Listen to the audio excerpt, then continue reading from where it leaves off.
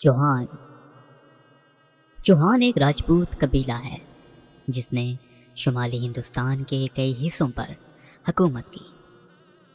चौहान का शुमार राजपूतों के 4 मरकजी कबीलों में होता है जिन्होंने हर मौके पर बैरूनी हमलावरों के खिलाफ शदीद मज़ाहमत की है। ये अग्निकल सूर्यवंशी राजपूत हैं। चौहान राजपूतों ने मगरबी और शुमाली हिंदुस्तान की कई रियासतों पर हुकूमत की है। 5वीं सदी में सफ़ेद हनुओं ने शुमाली और शुमाल मगरबी हिंदुस्तान और पाकिस्तान में एक ज़बरदस्त हमला किया था। उस वक्त यहाँ गुप्ता सल्तनत थी।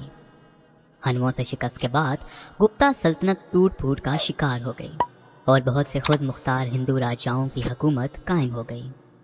इन्हीं में से कुछ चौहान ख़ानदान के राजा थे। चौहान ख़ानदान के अहम सरदारों में मानकराय और पृथ्वीराज चौहान बहुत मशहूर हुए।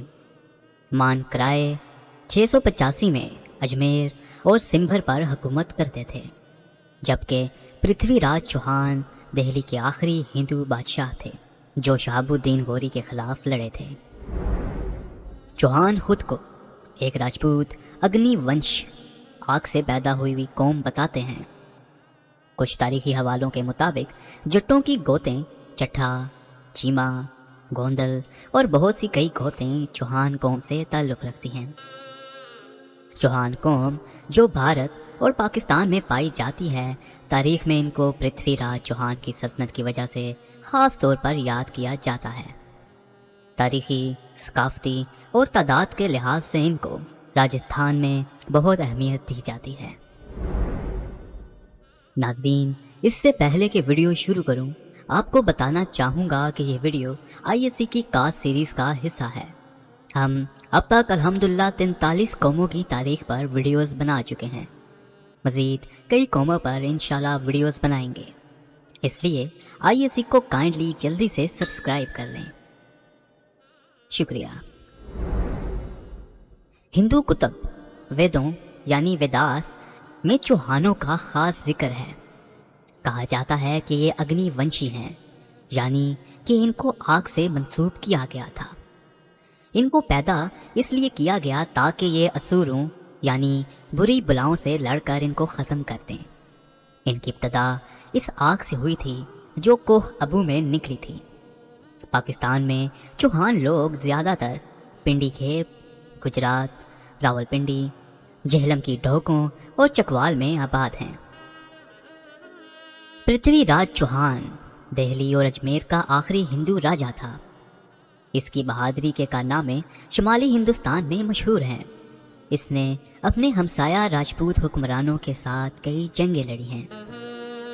जय चंद जो कि कन्नौज के राजा थे, इनकी लड़की संजुक्ता और पृथ्वीराज चौहान आपस में बेहद मोहब्बत करते थे। इस वजह से पृथ्वी ने संजोक्ता को उठाकर इसके साथ शादी कर ली। इस पर इसकी जय चंद से दुश्मनी हो गई थी।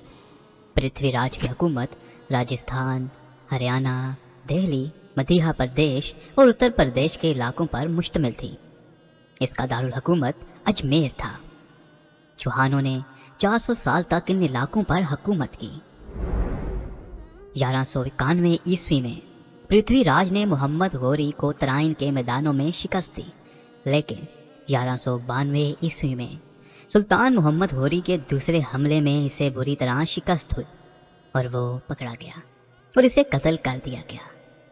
तराइन में पृथ्वीराज की शिकस्त को हिंदुओं की इस्लामी फतह में एक तारीखी वाक़या के तौर पर देखा जाता है और इस पर बहुत कुछ लिखा जा चुका है। पृथ्वीराज की शिकस्त के बाद चौहान की शाखें आज़ाद या खुद मुख्तार रहीं। ऐसी ही एक रियासत मंडावर की थी जो 1803 में अलवर के राजा बख्तावर सिंह के कब्ज़े तक आज़ाद रही। इस रियासत की बुनियाद पृथ्वीराज के चचा काना देवा ने रखी थी और इस